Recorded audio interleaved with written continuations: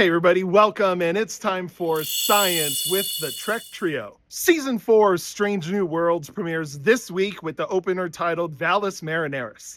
And while there isn't a ton of info online about the episode just yet, we thought that we would tell you all about the real Valles Marineris on Mars. Valles Marineris is the largest canyon system in the entire solar system. It stretches about 2,500 miles, long enough to reach from New York to Los Angeles. And it's steep, 4 miles down in some places. The Grand Canyon is a pothole compared to this thing. So, how did it form? Probably not a river.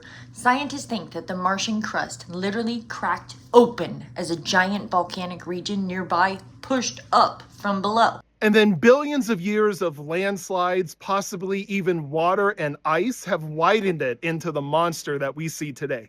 And the name? It's Latin for Mariner Valley, named after Mariner 9, the first spacecraft to ever orbit a planet. Mariner 9 got to Mars in 1971, and it mapped almost the whole planet, and this canyon was its biggest discovery.